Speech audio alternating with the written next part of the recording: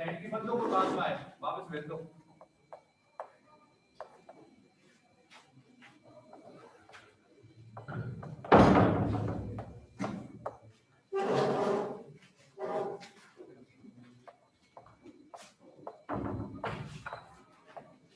कल आपको विवर्तन और विवर्तन के प्रकार बता दिए थे, फ्रेनेल विवर्तन और फ्रॉनहोफर विवर्तन। ठीक है, अब स्टार्ट कर रहे हैं फ्रॉनहोफर विवर्तन। एकल स्लिट से, हेडिंग है एकल स्लिट से फ्रॉनहोफर विवर्तन।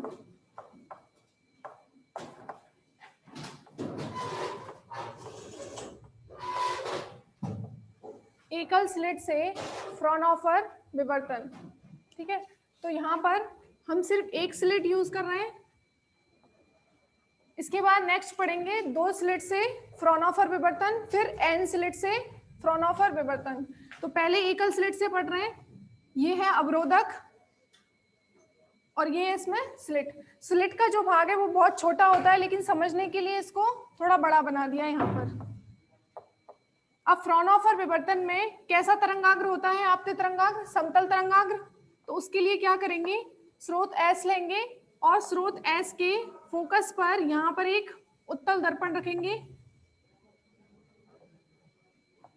उत्तल लेंस, जिससे क्या होगा कि प्रकाश मुख्य अक्ष के समांतर होगा और इस तरीके से स्लिट पर एक समतल तरंगाग्र आपतित होगा। ये समतल तरंगाग्र है WW', जो स्लिट, एकल स्लिट पर आपतित हो रहा है। अब हाइगेन के तरंग सिद्धांत के अनुसार, द्वितीयक तरंगिकाओं के सिद्धांत के अनुसार, स्लिट पर प्रत्येक बिंदु एक द्वितीयक तरंगिका का स्रोत होगा। यहाँ पर जितने भी पॉइंट्स होंगे सभी क्या होंगे, द्वितीयक तरंगिकाओं का स्रोत होंगे, जिनसे द्वितीयक तरंगिकाएं उत्सर्जित होंगी। ठीक है, तो यहाँ पर कुछ तो प्रकाश जो है स्लिट में से सीधा जाएगा और कुछ विवर्तित होकर के इसकी अवरोधक की ज्यामितीय छाया में जाएगा। तो जैसे हम यहाँ पर, ये पर्दा है जहां पर हमें विवर्तन प्रारूप मिलेगा, तो यहाँ एक तो सेंटर पर केंद्रीय उच्चिष्ट प्राप्त होता है, उसके बाद ज्यामितीय छाया में निम्निष्ट और द्वितीयक उच्चिष्ट इस तरीके से मिलते हैं और द्वितीयक उच्चिष्टों की तीव्रता घटती हुई मिलती है।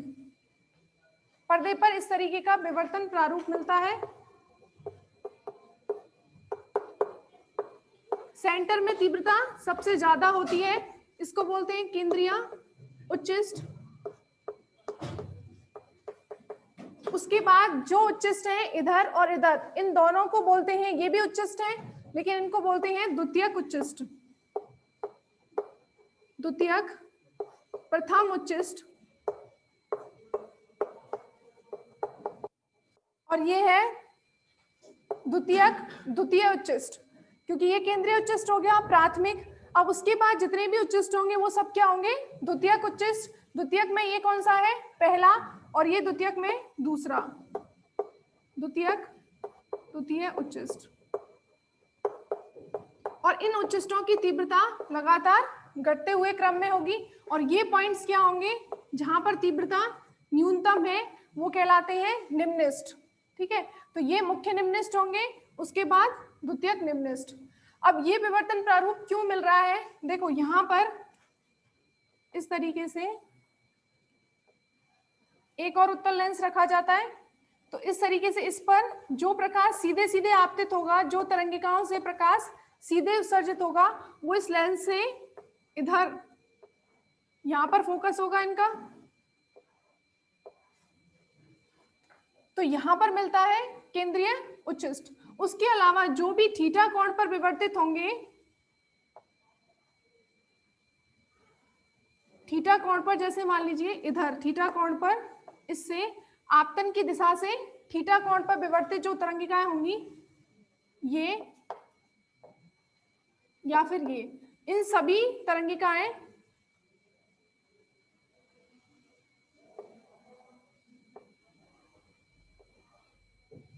इस पॉइंट P1 पर, तो पॉइंट जो विवर्तित तरंगिका है उनके द्वारा यहाँ पर क्या बन रहा है, एक निम्निष्ठ बन रहा है। अब ये निम्निष्ठ होगा या उच्चिष्ठ होगा इस पॉइंट P पर थीटा कोण पर विवर्तित तरंगिकाओं के द्वारा, उसको हम निकालेंगे कि कैसे यहाँ पर निम्निष्ठ मिल रहा है और यहाँ पर उच्चिष्ठ क्यों मिल रहा है। ठीक है, तो जैसे देखो ये स्लिट है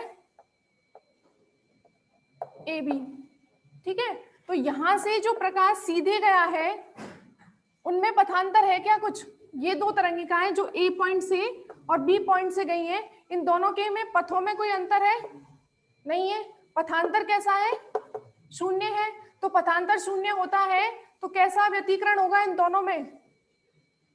अरे पथांतर शून्य होगा तो संपोषी व्यतिकरण होगा। इन दो किरणों में, इन दोनों तरंगिकाओं में पथांतर कैसा है? शून्य है। शून्य होगा तो संपोषी व्यतिकरण होगा और तीव्रता मिलेगी वहां पर। उसके बाद देखो जैसे यहां से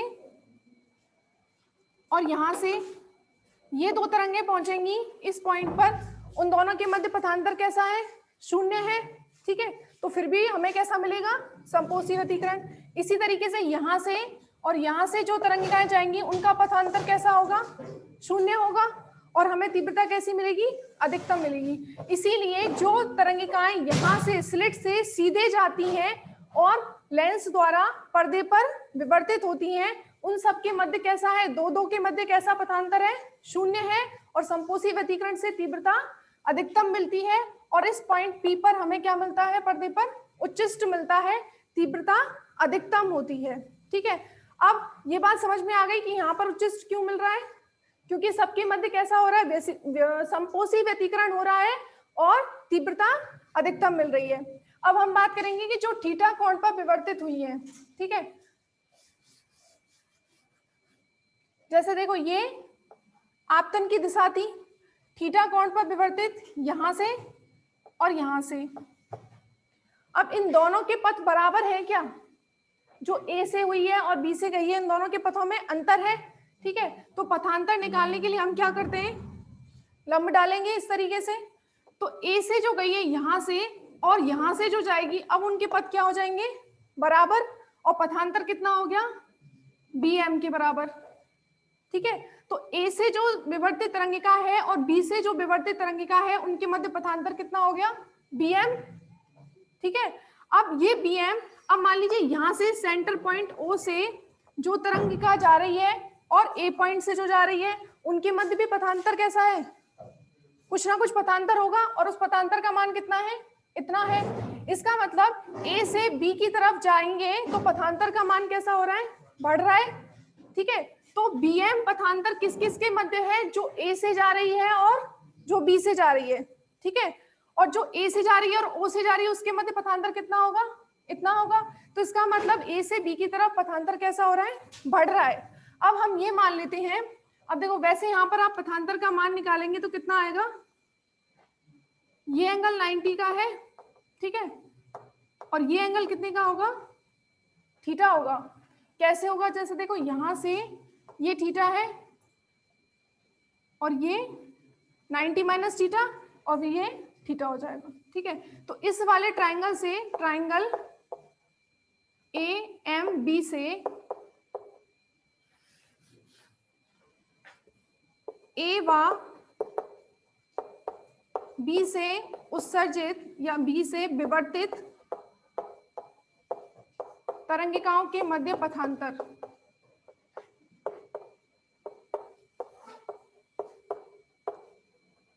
के मध्य पथांतर, तो पथांतर कितना है हमारा? BM है। BM के बराबर हो जाएगा पथांतर। यहां से साइन थीटा निकालेंगे तो कितना आएगा?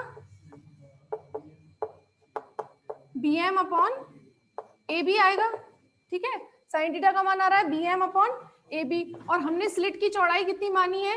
E के बराबर। मान लीजिए स्लिट की चौड़ाई जो है वो E के बराबर है, तो AB का मान कितना हो जाएगा? E हो जाएगा। तो यहां से कितना आएगा? AB इंटू BM किसके बराबर आ जाएगा? AB into sine theta. और AB किसके बराबर है? E के बराबर। तो यहां से पथांतर कितना आ रहा है? E sine theta. ठीक है, समझ आया? इस वाले ट्राइंगल में A से विवर्तित और B से विवर्तित तरंगिकाओं के मध्य पथांतर कितना है? BM है। bm का मान निकालने के लिए इस त्रिभुज से हमने साइन थीटा का मान निकाला, साइन थीटा बराबर आया bm अपॉन ab, ठीक है। तो यहाँ से bm चाहिए हमें पथांतर, तो bm बराबर कितना हो जाएगा ab इंटू साइन थीटा, और ab का मान कितना है e, तो पथांतर कितना आ गया यहाँ से e साइन थीटा। अब ये जो पथांतर है जो किस किस के मध्य है, जो a से विवर्तित हुई है और b से विवर्तित हुई है, उन तरंगिकाओं के मध्य है पथांतर e साइन थीटा, ठीक है। तो यहाँ पर देखो, अब हम ये देखते हैं इस पॉइंट P1 पर तीव्रता देखने के लिए हमें देखना पड़ेगा कि पथांतर कितना है, क्योंकि पथांतर से ही हमें पता चलेगा कि संपोषी व्यतिकरण है कि विनाशी व्यतिकरण है, और विनाशी व्यतिकरण होगा तो तीव्रता शून्य मिलेगी और संपोषी व्यतिकरण होगा तो तीव्रता अधिकतम मिलेगी। तो हमें पथांतर के लिए सबसे पहले मैंने मान लिया पथांतर कितना है, ई साइन थीटा बराबर लैम्डा है, ठीक है। तो वैसे एन लैम्डा मान लेते हैं, पर एन इक्वल्स टू 1 के लिए कितना हो जाएगा लैम्डा, ठीक है। तो ये वाला लैम्डा पथांतर किस किस के मध्य है, जो ए से विवर्तित हुई है और बी से विवर्तित हुई है, उनके मध्य है पथांतर लैम्डा। तो इसके और इसके मध्य पथांतर आ रहा है लैम्डा, तो इसके और इसके मध्य कितना हो जाएगा लैम्डा बाई 2, जो सेंटर में से जाएगी उसके मध्य कितना हो जाएगा लैम्डा बाई 2। ये जो भाग है वो इसका जस्ट डबल ही तो है, तो यहाँ पर कितना हो जाएगा हाफ, ये लैम्डा है तो ये लैम्डा बाई 2, ठीक है। तो यहाँ पर पथांतर हो जाएगा लैम्डा बाई 2, तो ये लैम्डा और ये लैम्डा बाई 2, ठीक है। अब ध्यान से सुनना, जैसे देखो यहाँ पर, यहाँ से जो तरंगिका गई है और यहाँ से जो गई है उनके मध्य पथांतर कितना है लैम्डा बाई 2। जब पथांतर लैम्डा बाई 2 होगा तो कलांतर कितना होता है 2 pi by lambda into lambda by 2, 2 pi by lambda into पथांतर ही तो होता है कलांतर। तो यहाँ से ये कैंसिल हो जाएगा 2 से 2, और कलांतर कितना आ रहा है पाई, यानी कि विषम गुणज है पाई का, तो क्या होगा विनाशी व्यतिकरण, और तीव्रता कैसी मिलेगी शून्य, ठीक है। तो यहाँ से जो तरंगिका गई है और यहाँ से जो तरंगिका गई है उन दोनों के मध्य पथांतर कितना है या कलांतर कितना है पाई, और पाई होगा तो इन दोनों के बीच में विनाशी व्यतिकरण, और तीव्रता कैसी मिलेगी शून्य। अब देखो इसके जस्ट नीचे, क्योंकि ए बी स्लिट के अंदर बहुत सारे द्वितीयक स्रोत हैं, ठीक है, तो यहाँ से जो तरंगिका जाएगी और इसके जस्ट नीचे से इन दोनों के मध्य कितना होगा पथांतर लैम्डा बाई 2 ही होगा। समझ आ रही है ना, इन दोनों के बीच लैम्डा बाई 2 है तो इन दोनों के बीच भी लैम्डा बाई 2, और कलांतर कितना होगा पाई, विनाशी व्यतिकरण होगा और तीव्रता शून्य मिलेगी। इसी तरीके से यहाँ से जो जाएगी और यहाँ से जो जाएगी इन दोनों के बीच भी लैम्डा बाई 2 और तीव्रता शून्य। अब देखो जो यहाँ सेंटर से गई थी लैम्डा बाई 2 वाली और ये वाली, इन दोनों के बीच में कितना है lambda minus lambda by 2, lambda by 2 ही है, तो इन दोनों के बीच में भी पथांतर कितना हो जाएगा लैम्डा बाई 2, कलांतर पाई और विनाशी व्यतिकरण होगा। इसका मतलब जब ए से जो विवर्तित हुई है और बी से जो विवर्तित तरंगिका है उसके मध्य पथांतर यदि हम लैम्डा लेते हैं तो ऊपर वाले आधे पार्ट में और नीचे वाले आधे पार्ट में दो तरंगे ऐसी होंगी जिनके मध्य कैसा हो रहा होगा विनाशी व्यतिकरण हो रहा है। अपर हाफ में और लोअर हाफ में दो तरंगे ऐसी हैं जिनके मध्य कैसा हो रहा है विनाशी व्यतिकरण हो रहा है, और तीव्रता कैसी मिलेगी शून्य मिलेगी, और तीव्रता शून्य मिलेगी तो हमें क्या मिलेगा निम्निष्ठ, तो क्या मिलेगा निम्निष्ठ, ठीक है। तो प्रथम निम्निष्ठ के लिए क्या आ गया लैम्डा, द्वितीय निम्निष्ठ के लिए क्या होगा 2 लैम्डा, यहाँ के लिए लैम्डा, यहाँ के लिए 2 लैम्डा। 2 लैम्डा से भी आप करके देख लो, जैसे ये है स्लिट ए बी, ठीक है। अब इसमें इस तरंग में और इस तरंग में दोनों में पथांतर कितना है 2 लैम्डा। अब हमने मान लिया जो ए से विवर्तित हुई है और जो बी से विवर्तित हुई है पथांतर ई साइन थीटा कितना है अब 2 लैम्डा, ठीक है। 2 लैम्डा होगा तो सेंटर से जो जाएगी इसके और इसके बीच में कितने का होगा लैम्डा का, ठीक है। अब देखो यहाँ पर इन दोनों के बीच में लैम्डा है तो इस दोनों के मध्य में से जो जाएगी उसमें लैम्डा बाई 2, और इन दोनों के मध्य में भी 3 लैम्डा बाई 2, ऐसा लिख लीजिए lambda by 2 lambda 3 lambda by 2 2 lambda.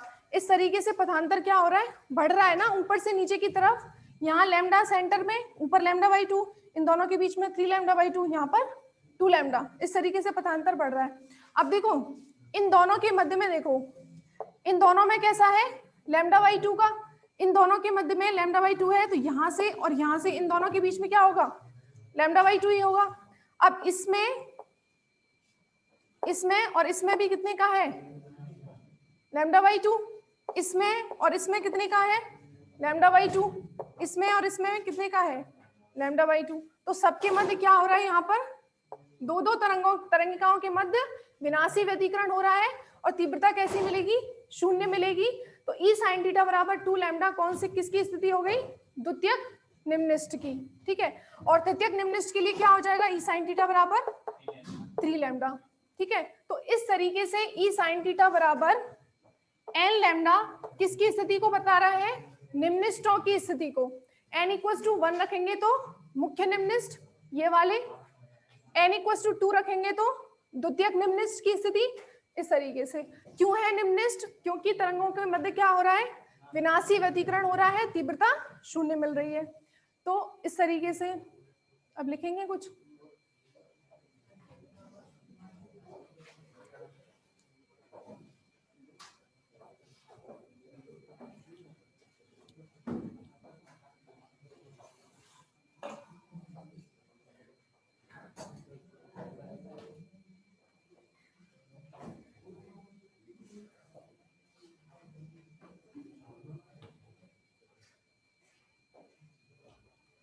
Stool भी नहीं है उधर।